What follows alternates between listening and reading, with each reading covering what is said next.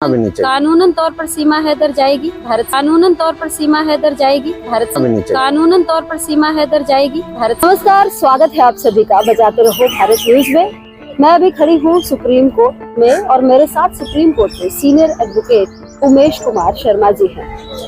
जब हम we the people of India की बात करते हैं तो वी का मतलब ही होता है ऐसे लोग जो भारत में जन्मे हैं, जिनके पास भारत की नागरिकता हो, लेकिन जब दवी में जुड़ जाए पाकिस्तान के नागरिक या फिर वैसे घुसपैठिए जो जबरन भारत में घुसे हैं, इस पर सवाल उठ जाता है। अब जिस तरीके से पुलवामा अटैक हुआ उसके बाद ये मसला बहुत ज्यादा गरमाया हुआ है और लगातार भारत के लोग डिमांड कर रहे हैं कि जितने भी अवैध लोग हमारे देश में हैं और चाहे वो पाकिस्तानी वैध तौर पर भी क्यों ना हमारे देश में रह रहे हों, उन्हें सबको उनके देश वापस भेजा जाए। तो आइए इसी मसले पर बात करते हैं। सर, आपका पहले बहुत सारा मैं स्वागत करूंगी। सबसे पहला सवाल सर मेरा कि जिस तरीके से जो एजेंसियां काम कर रही हैं और अभी बहुत सारे ऐसे फिगर सामने आए जिसमें ये देखने को मिला कि वैध तौर पर तो लोग हैं ही, यहाँ पर अवैध घुसपैठिए बहुत ज्यादा, और खास करके पाकिस्तानियों की बात करें तो वो भी हैं। तो सर ये सब कैसे संभव हो पा रहा है? देखिए, ये संभव तो ये पहले से चल रहा था और खूब जोर जबरदस्त चल रहा था। ये तो आपने गौर करेंगे तो कश्मीर में जो घुसे थे वो कबीलाई लोग थे और वो जबरदस्ती घुस गए। उसकी वजह से पीओके बना, उन्होंने एक बड़ा हिस्सा देश का कब्जा कर लिया। वो सब पाकिस्तान के लोग थे। उसके बाद भी आप देखेंगे कि बांग्लादेश से इन्फिल्ट्रेशन शुरू हुआ, उसके बाद ऑर्गेनाइज्ड वे में ये इन्फिल्ट्रेशन चलता है। लेकिन अब क्या हो गया है कि जो इंटेलिजेंस एजेंसीज हैं वो आईटी टूल्स की वजह से इन बातों को पकड़ लेती है। जैसे आपका कोई आइडेंटिफिकेशन का कोई थंब इम्प्रेशन आ गया या नाम आ गया, अब आपका नाम आ गया या कुछ और आ गया, तो वो डेटा परमानेंट आ जाता है। उसको टैली करा के क्रॉस चेक करके चेक करके पकड़ा जा सकता है। ठीक है। और पहले की सरकारों ने इसकी ओर कभी ध्यान नहीं दिया। अभी आप ध्यान करेंगे 2 साल पहले सीएए एनआरसी यही विषय था और ये विषय इसको राजनीतिक रंग कुछ और दे दिया गया कि आपके कागज चेक होंगे, भगाया जाएगा। ऐसा कुछ नहीं है। जो हमारे देश का नागरिक नहीं है उसको रहने का कोई अधिकार नहीं है। ये हर देश की संप्रभुता, जिसको हम सोवरेनिटी कहते हैं, उसका एक पार्ट है। आप उसको चैलेंज करके यहाँ नहीं रह सकते हैं। आप रहे यहाँ, खाए यहाँ का, गाए दूसरे देश का। आप देखेंगे कि जब भी भारत पाकिस्तान का मैच होता है या कुछ भी होता है तो वैसी दशा में पटाखे फूटते हैं पाकिस्तान के जीतने पे। तो ये वही लोग हैं और अब सरकार की इच्छा शक्ति है उसके कारण और जो टेक्नोलॉजी में जो डेवलपमेंट है उसके कारण अब इनके दिन बहुत गिने चुने रह गए हैं।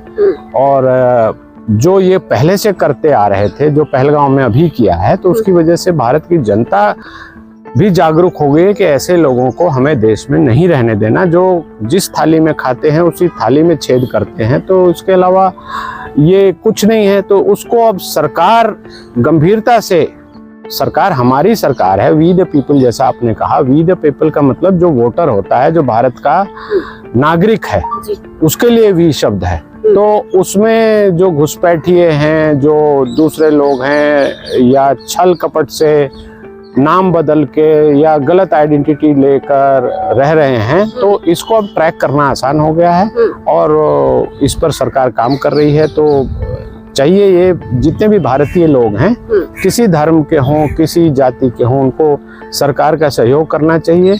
और ये जो धर्म विशेष को लेके जो बातें उठाई जाती हैं उसको उस चश्मे से देखना चाहिए कि ये क्या है, इसकी आड़ में क्या हो रहा है और आतंकवाद क्यों आ रहा है और पूरे ग्लोब पर इस्लाम आतंकवाद का एक पर्यायवाची क्यों बन गया है।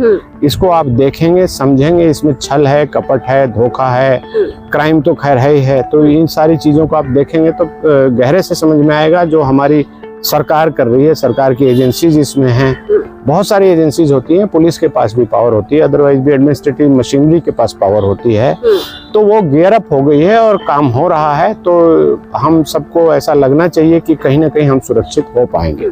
सर, अभी मैंने आपका एक इंटरव्यू देखा था जिसमें आपने कहा कि ऐसे लोग जो भारत के नहीं हैं भारत के नहीं है, लेकिन फिर भी ये अपनी तरफ से तमाम डिमांड करते हैं और इनके डिमांड को लेकर कोई और नहीं बल्कि भारत के लोग ही कोर्ट में पहुंचते हैं याचिका के लिए। अभी कुछ दिन पहले का ही मैं बताना चाहूंगी कि सुप्रीम कोर्ट ने अपनी तरफ से एक वर्डिक्ट दिया। उन्होंने कहा कि हर बच्चे को पढ़ने का अधिकार है, चाहे वो लीगल हो या इलीगल यहाँ पर आया हो। तो ये इस तरह के लोग जो ऐसे लोगों को जो हमारे देश के नहीं हैं और हमारे देश में हमारा ही हक खा रहे हैं, हमारे ही टैक्स के पैसे का वो इस्तेमाल कर रहे हैं, ऐसे लोग के लिए जो दूसरे देश के हमारे देश के लोग पहुंचते हैं, तो ऐसे लोगों के बारे में आप क्या कहना चाहेंगे? देखिए, पहला इंप्रेशन तो यही होना चाहिए कि ये सब लोग देश विरोधी हैं। देशद्रोही तो आप नहीं कह सकते। देशद्रोही कहने के लिए उनके और जो कारनामे जब उजागर होंगे तब उनको देशद्रोही भी कहा जा सकता है, लेकिन कहीं ना कहीं ये देश विरोधी हैं और जो हमारे रिसोर्सेज हैं उन रिसोर्सेज को लूटने के लिए ये इस तरह का स्वांग रच रहे हैं। और जो अब भारत सरकार की मजबूरी है कि बहुत सारे कन्वेंशन हमने साइन किया हुआ है। UNHCR की कन्वेंशन है जिसमें कि वो रिफ्यूजी जो लोग यहाँ हैं उनके बच्चों को UNHCR की कुछ NGOs हैं जो इनको पढ़ाती लिखाती हैं, लेकिन उनके बिहेस्ट पे पिटीशन डाली गई, सुप्रीम कोर्ट में आकर कहा गया तो ऐसे देश में ऐसा ऑर्डर कराया गया जहाँ पर कि बच्चों को अभी पढ़ाई के साधन नहीं मिल रहे हैं। तो वैसी देश में कोई बाहर विदेशी जो देश के लोग हैं, जो बच्चे हैं या दुश्मन देश के जो बच्चे हैं, उनको हम आगे कर दें और हमारे बच्चों को पीछे कर दें, तो ये कहाँ का न्याय है? ये इस पर गंभीरता से सबको ये भी है सर कि जैसे हमारे जो देश में जो 27 लोग चले गए, उनके भी बच्चे थे, उनकी भी पत्नियां थी, क्या उनके ऊपर मानवता दिखाई गई? क्या उनके ऊपर रहम दिखाया गया? तो अगर हमारे देश के लोग हमारे देश में महफूज नहीं हैं, हमारे घर में ही हमें मारा जा रहा है और ऐसे लोगों के लिए लोग कोर्ट पहुंचते हैं, उनको बचाने की कोशिश करते हैं, ये कहाँ तक ठीक है? क्या इसको लेकर कोर्ट को संज्ञान नहीं लेना चाहिए? देखिए, कोर्ट तो बिल्कुल संज्ञान लेंगी, लेकिन उससे पहले जनता को भी संज्ञान लेना चाहिए कि ये कौन लोग थे जिन्होंने वो पिटीशन लगाई थी कि रोहिंग्या के बच्चों को भी यहाँ पर बांग्लादेश के बच्चे हैं, अफगानिस्तान के बच्चे हैं, बर्मा के हैं, रोहिंग्या के हैं, जो यहाँ हैं उनको स्कूल में दाखिला मिलना चाहिए। सुप्रीम कोर्ट ने आदेश भी किया। तो अब वो भारत की जनता उन लोगों को ढूंढ कर और पूछे कि जो ये 25 लोग मारे गए हैं, इनके बच्चों के लिए आप कौन सी पिटीशन लगाएंगे, आप बताइए। पहली बात, जब आप उनसे पूछेंगे, सवाल करेंगे, उनकी गतिविधियां देखेंगे तो आपको दिखाई दे जाएगा कि विदेश से पैसा आता है, किस तरह से ये पैसा किसी गलत रूट से आता है, NGO के नाम पर आता है और किस तरह से लोगों में बंदरबाट होती है। और कुछ विदेशी ताकतें हमारे देश के जो देशद्रोही लोग हैं, देश विरोधी लोग हैं, उनको अपने भाड़े के टट्टू के रूप में ही प्रयोग कर रही है। तो भारत की जनता को सबसे पहले सजग होना होगा। जनता अगर सजग हो जाएगी तो न्यायालय ऑर्डर नहीं करेगी, अगर करती भी है तो उस ऑर्डर की कोई अहमियत नहीं रह जाएगी, ये पता है।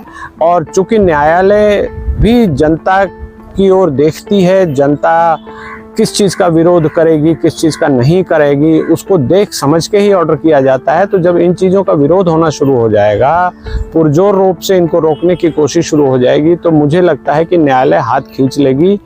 अब हमारे कानून, हमारे संविधान के हिसाब से, कानून के हिसाब से जहाँ तक जो तर्क संगत या कानून संगत बातें हैं वहीं तक करेगी। उससे आगे जो ऐसा नहीं होगा कि हमारे बच्चों को बाहर रखा जाएगा और रोहिंग्या के बच्चे एयर कंडीशन स्कूल में जो पढ़ेंगे या दिल्ली सरकार पहले जो कर रही थी वो सब नहीं होना चाहिए और नहीं होगा भी। और कहीं ना कहीं इस चीज को हम देख भी सकते हैं क्योंकि अभी एक केस जब पहुंचा था, यही किसी पाकिस्तानी महिला पहुंची थी कि काफी टाइम हो गया मेरी शादी को हुए और मुझे यहाँ रहने दिया जाए, तो जस्टिस सचिन दत्ता ने कहा कि क्योंकि सिक्योरिटी का मामला है, केंद्र के हाथ में सब कुछ है, इसमें कोर्ट जो है इंटरवीन नहीं करेगी। सर, मेरा सवाल है कि जो 27 लोग गए उसमें बहुत सारी देश की बेटियां हैं, उनकी जो बीवियां थी वो, उनमें से एक बहन ने कहा कि जो आतंकवादी आए थे वो कहा गया कि वो पाकिस्तानी थे, और बट ऑब्वियस है कि ये सारा जो खेल होता है पाकिस्तान के तरफ से ही रचा जाता है।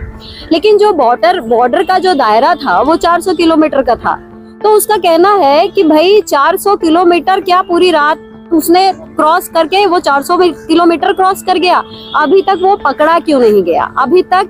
तो सर जो हमारी इंटेलिजेंस है, जो हमारा ये सारा सिस्टम है, उसके ऊपर भी उस बच्ची ने, उस बेटी ने सवाल उठाए। तो मेरा सवाल है कि सर जिस तरीके से सारी चीजें हो रही हैं, सुरक्षा एजेंसियों का रोल कहीं ना कहीं सवालों के घेरे में नहीं आ रहा? बिल्कुल कहीं न कहीं आ रहा है। अब देखिए, हमारे जो संवैधानिक ढांचा है वो ये कहता है कि लॉ एंड ऑर्डर स्टेट का सब्जेक्ट है। स्टेट का सब्जेक्ट है तो इस केस विशेष में आप कहेंगे तो जम्मू कश्मीर का सब्जेक्ट हो गया लॉ एंड ऑर्डर, तो पुलिसिंग उनकी हो गई। चूंकि वहाँ इंटरनेशनल बॉर्डर है तो वहाँ हमारी पैरामिलिट्री फोर्सेस, आर्मी, डिफेंस के सारे लोग वहाँ लगे हुए हैं। लेकिन वो रात को या दिन में कोई बॉर्डर क्रॉस करता है तो उसको पकड़ने के लिए बैठे हैं। जो छद्मवेश से घुमा फिरा कर, मान लीजिए नेपाल चला गया, नेपाल से हमारा बॉर्डर ओपन है, वहाँ से वो बाई रोड आ गया, कश्मीर में आ गया और इस तरह के कारनामे कर दिए, और वो अभी भी वहाँ रह रहा है, उसको बिरयानी खिलाई जा रही है। और कुछ नकली झूठे लोग छाती पीटने वाले आ गए हैं। तो इस चीज को जनता को गंभीरता से सोचना होगा। भारत देश में, जैसे जहां भी मैं रहता हूं, आप रहते हैं, आप गांव में कोई भी बाहर का आदमी आ जाता है, शहर में भी, कॉलोनी में, कहीं भी कोई बाहर का आदमी आ जाता है तो तुरंत आइडेंटिफाई हो जाता है। और जैसे ही उसकी एक्टिविटी सस्पिशियस लगती है तो लोग उसको जागरूक होकर रोकते हैं, टोकते हैं, पुलिस के हवाले भी करते हैं। यहाँ इतने बड़े एमुनिशंस लेकर, इतनी तैयारी के साथ आकर, कैमरे के साथ आकर इस तरह का कांड कर गए, सबको सबका फेस दिखाई भी दे रहा है। तो वैसी दशा में क्या जागरूक होकर हमें इन चीज़ों को रोकना नहीं चाहिए? हमें इस तरह की जागरूकता हमारे लोगों के बीच में, हमारी जनता के बीच में भी होना चाहिए।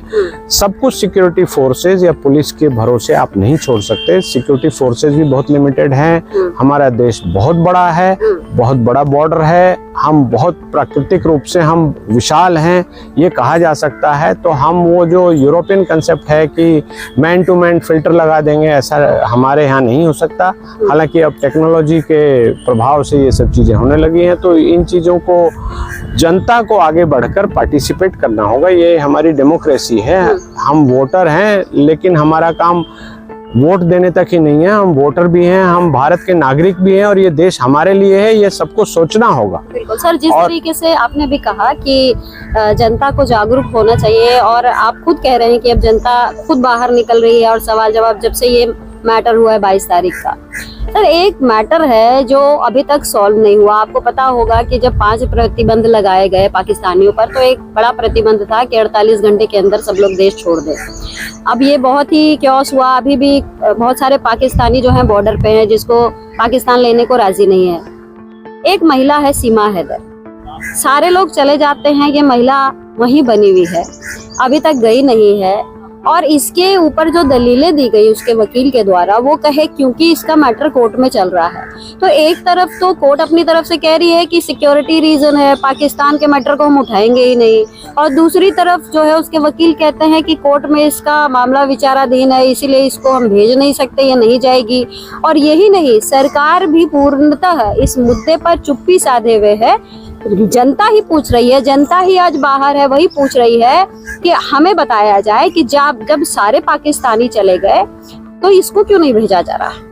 देखिए, ये एक बहुत अच्छा सवाल आपने पूछा है और ये बहुत गहरी साजिश है। लोग गौर करें कि एक ऐसे लोग हैं जो हमारे बीच में मिक्स होकर, हमारी भाषा बोलकर और छद्म रूप से आपके सपोर्ट में खड़े हो जाते हैं, लेकिन उनका जो लार्जर इंटरेस्ट होता है, आप इसको एनजीओ से एडवांस रूप एक देख लीजिए।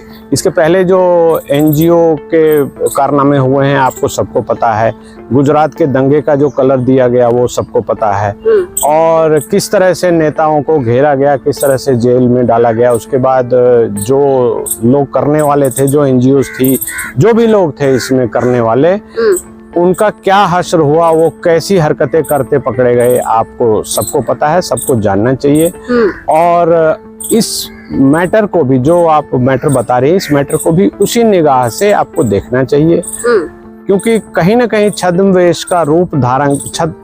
रूप धारण करके लोग भारत की जनता को, भारत की जो भोली भाली जनता है, जो अतिथि देवो भव के कंसेप्ट से चलती है, उसको कहीं ना कहीं लोग ठग रहे हैं। कहीं ना कहीं उस जो कानून में गैप है हमारे यहाँ, उसका मिसयूज कर रहे हैं।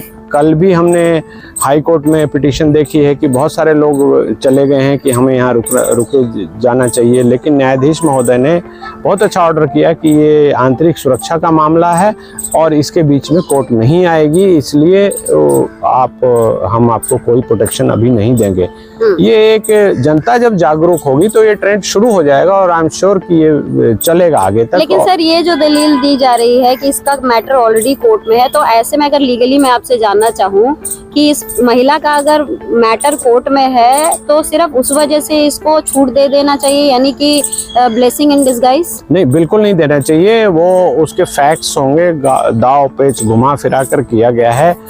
मैं आपको फिर से वही बोलूंगा कि सुप्रीम कोर्ट में आकर पिटीशन लगाई गई, SIT बनाया गया, उसमें जो उस वक्त गुजरात के मुख्यमंत्री थे, जो अब हमारे प्रधानमंत्री हैं, उनको 8-8 घंटे उनको इन्वेस्टिगेशन के नाम पर बुलाकर किस तरह से प्रताड़ित किया गया होगा, आप समझ सकते हैं। तो ये एक कानून का मिसयूज है और मेरे हिसाब से ये, हालांकि कानून स्वतंत्र रूप से काम करता है, मेरे हिसाब से या मेरी ओपिनियन अगर मानी जाए तो बिल्कुल ही इनको कोई भी राहत नहीं मिलनी चाहिए। इनको हमारे देश में रहने का कोई अधिकार नहीं है। आपका केस चल रहा है, आपने झूठा केस डाला है, हो सकता है आप इसी टारगेट से आप चल रहे हो कि हम केस डालकर यहाँ उलझाए रखेंगे और हम यहाँ अपनी जो नापाक गतिविधियां हैं वो करते रहेंगे, तो उस चीज़ का अंत होना चाहिए।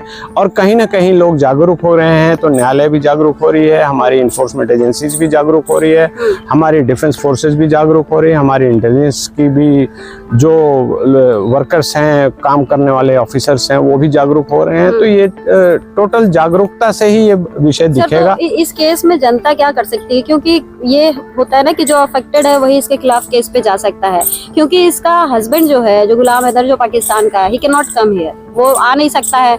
दूसरी चीज, इसको लेकर, क्योंकि उसके बच्चे को लेकर तो एक वकील हैं जो लड़ रहे हैं, लेकिन 4 बच्चे को अगर साइड कर दिया जाए तो सीमा हैदर को लेके क्या कोई कोर्ट जा सकता है? क्या उसके खिलाफ पिटीशन दायर कर सकती है? क्योंकि ये ऐसा मैटर है जो कि पूरे देश व्यापी, आपको भी पता है, ये मैटर पिछले 2 साल से चल रहा है। और अब जब स्थिति इतनी ज्यादा भयावह है, जब इतने सारे हमारे देश के लोग उन 27 लोगों के जाने से गमगीन है, परेशान है, उस वक्त सीमा हैदर को लेकर सरकार की चुप्पी रखना, सादे रखना, और हम जब थाने में फोन करते हैं, पूछते हैं, तो वहाँ के लोग कहते हैं कि ऊपर से कोई ऑर्डर नहीं आया है, सीमा हैदर अभी यहीं रहेगी। तो इससे कहीं ना कहीं जो हमारे देश की अस्मिता है, जो हमारे देश की एक पहचान है, हमारे संविधान की जो एक मर्यादा है, उसमें खलल डालने की कोशिश नहीं हो रही है? मुझे बिल्कुल लगता है बिल्कुल खलल डालने की कोशिश नहीं, ये खलल ही है, ये खलल ही डाला जा रहा है। और इसका बहुत ही अच्छा रास्ता हो सकता है कि सरकार उनको डिपोर्ट कर दे कि आप अपने देश जाइए और आप के वकील यहाँ अपीयर होते रहेंगे, करते रहेंगे। अगर आपको अपीयर होना है तो वर्चुअली आप अपीयर हो सकते हैं। ऐसा बहुत सारे केसेस में हो रहा है कि अफेक्टेड पर्सन, मतलब हाँ, अफेक्टेड पर्सन जो भी है वो वर्चुअली अपीयर हो जाए, ऐसा बहुत सारे केसेस में हो रहा है। कोविड के बाद से शुरू हुआ, उसके साथ साथ आप देखेंगे कि जो हमारे IT के जो एडवांसमेंट्स हुए हैं, जो हमारे लीगल सिस्टम में जो IT का यूज़ होना शुरू हुआ है, उसके अंतर्गत ये सब अब धीरे धीरे रूल्स बनाकर ये सब अलाउ कर दिया गया है। तो आपकी गवाही भी हो सकती है ऑनलाइन, बहुत कुछ हो सकता है। तो आप इस तरह से सरकार को इन सारी चीज़ों की टोटलिटी में लेकर एक एक्सट्रीम डिसीजन तो लेना ही पड़ेगा। हालांकि जो जिस केस को आप बता रहे हैं वो एक एक्सट्रीम केस है, बहुत ही कुटिलतापूर्वक इस चीज़ को किया गया है। तो एजेंसियां धीरे धीरे सुलझाती हो सकता है इसको सुलझा ले। सर, एक आखिरी सवाल लेना चाहूंगी, क्योंकि आपने कहा ये बहुत जटिल समस्या है और काफी समय से चल रहा है, इसके ऊपर गंभीरता से सरकार को भी विचार करना चाहिए। जो वकील हैं जो इसके पक्ष में लड़ रहे हैं, वो इस तरह के तर्क देते हैं जो लीगली, मतलब जो आम इंसान है उसके भी गले से नीचे नहीं उतरता है। वो कहते हैं कि सीमा सनातनी बन गई है, सीमा ने हिंदू धर्म अपना लिया है, सीमा पाकिस्तान से नफरत करती है, सीमा अगर पाकिस्तान जाएगी तो उसको मार दिया जाएगा, काट दिया जाएगा। तो सर क्या इस तरह के जो कुतर्क हैं वो क्या जज साहब के सामने चलेंगे? इस तरह की चीजें जहां हमारे देश के लोग को नहीं छोड़ा जा रहा है, उनको मारा जा रहा है, कभी जम्मू में बस के ऊपर हमला कर देते हैं, तो कभी हमारे जो निहत्थे लोग यहाँ पे घूम रहे हैं अपने फैमिली के साथ, जिनका कोई लेना देना नहीं है, मासूम है, उनका कोई कसूर नहीं, उनको मार दिया जाता है। ऐसी महिला के लिए हमारे देश के वकील साहब कहते हैं कि इसको जो है मानवता देखना चाहिए और इसके ऊपर हमदर्दी जतानी चाहिए। क्या इस तरह का तर्क कोर्ट में, इस तरह की दलीलें देखी जाएगी, सुनी जाती हैं? इस तरह की दलीलें सिर्फ बैकग्राउंड बनाने के लिए बोली जाती है, और अगर वो हमारे देश की नागरिक नहीं है तो नहीं है।